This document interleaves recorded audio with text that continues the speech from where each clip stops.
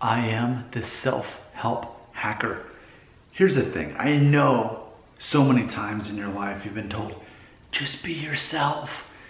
The thing is, I say, and I'm the self-help hacker, I'm saying that's not good advice all the time. I think a lot of the times that's really bad advice. Just be yourself. See, maybe yourself is the problem. That's basically the concept of this series, Self-Help Hacker. There are things that you need to improve. There are bad habits you need to change.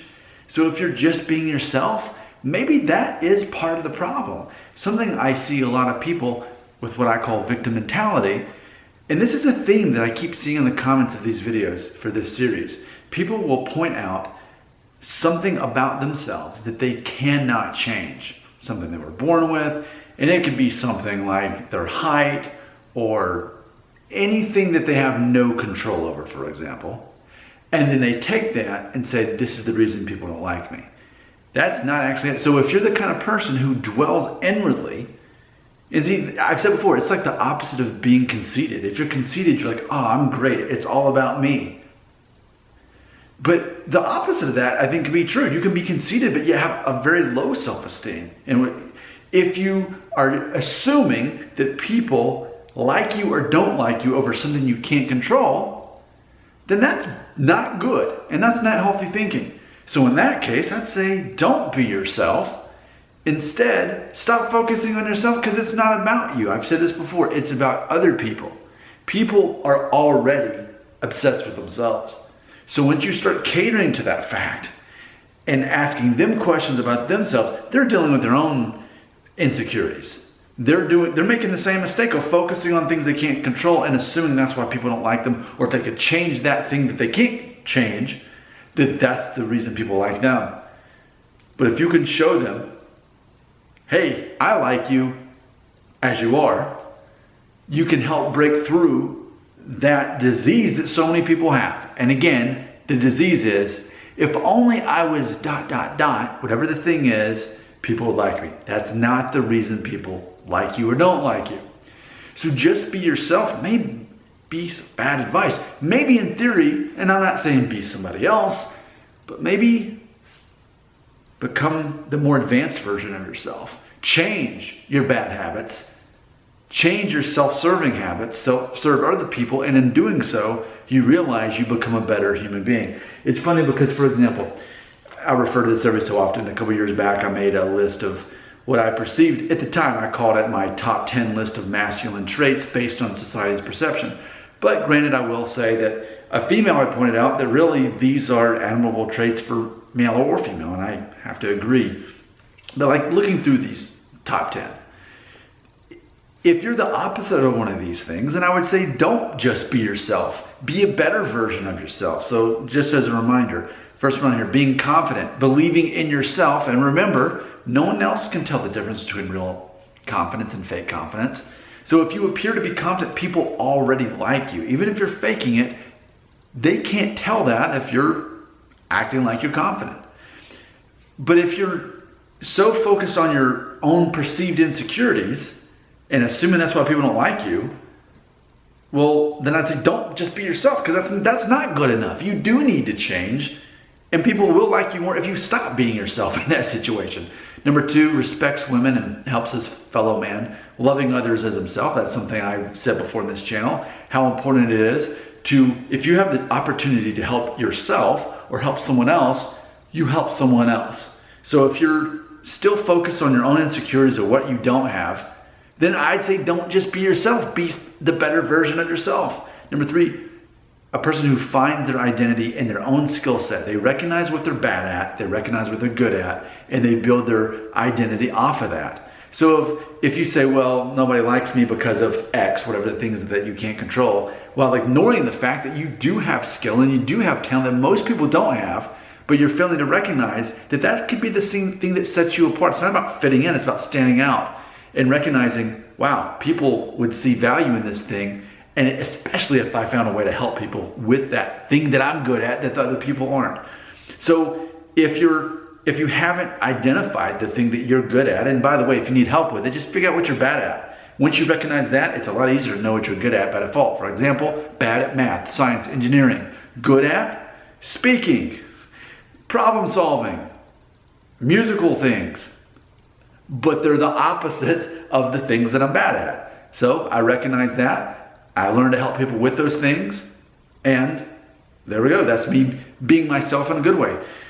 Number 4, being healthy and active. I mean, I feel that that's self-explanatory. If you're not getting out and getting exercise and not eating right and making an effort, how can being yourself is probably not a good thing, because mentally it's hard to be healthy if physically you're not healthy. It's about making an effort. It's not about having a six-pack. Next, being decisive. Here's the thing, man, and I've made a video about this recently. I said, be decisive. Other people want you to be decisive because they're not willing to be. People respect people who are willing to make a decision. But if you're like, I don't know, what do you want to do? See, that shows a lack of identity.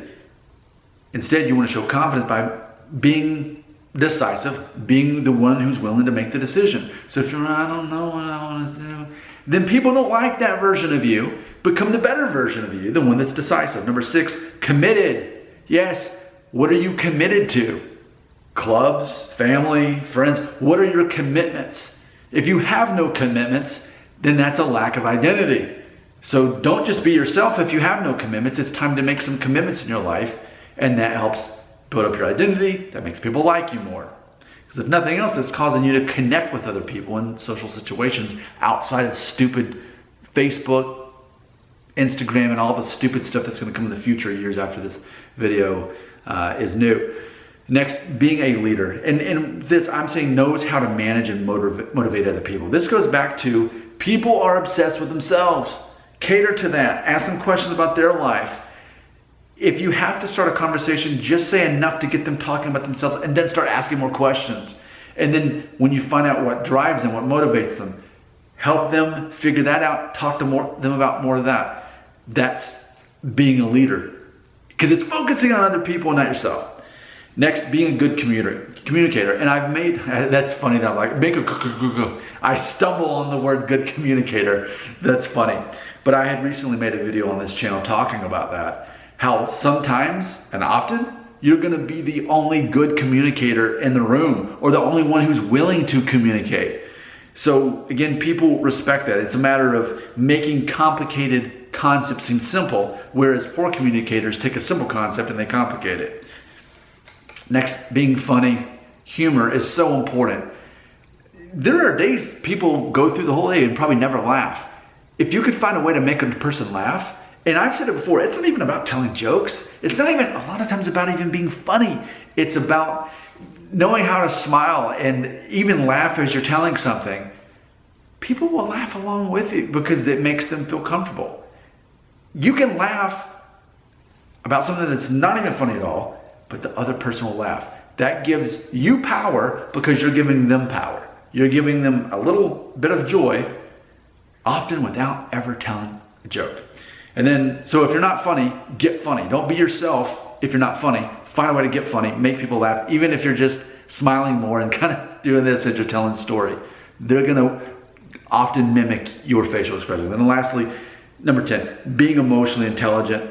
And that's a major theme of this channel, right? As far as knowing you get to control your own emotions. It's a matter of not walking around with a chip on your shoulder. If you've got somebody to forgive, even if they're not even sorry what they did, you forgive that person, you let that go. You realize that seldomly there is time for emotion. There are proper times to assign emotion to things, but it's not most of the time. And the more you have control of your own emotions and not allowing yourself to be offended by the people, because it's always your choice, then people respect you more. People want to be around a person who is in control of their own emotions and knows the rare times when you should. For example, I mentioned this recently. A couple weekends ago, I went to a classmate of mine's funeral. I cried, and I was not ashamed, and I cried with people that, we graduated with this guy over 20 years ago, and we knew him. That was the proper time, right? But as far as that, especially anger, there's, I'm sure, a time for anger, but often it's that victim mentality. Well, I should be angry at them because they flipped me off because they thought I was going too slow in the car, whatever silly thing it is. we misassign anger a lot of times. And I think more than anything, that the emotions we need to be in touch with often is sympathy. Helping other people feel connected to say, you know, even if I haven't been through that exact thing you have, I'm here for you. Sometimes that's what people need more than anything. That's their currency that they're looking for. So I'm sure you can find something from this video that will help you. The whole point though, the whole point of this video is just be yourself.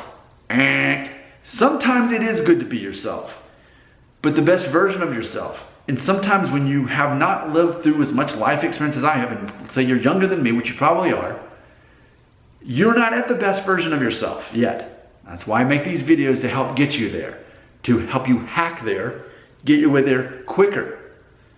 Because that is once you can get this figured out and under control, especially these 10 things I mentioned in the video, that's when, fair enough, just be yourself. Because that version of yourself is the version of yourself that people really need in their lives.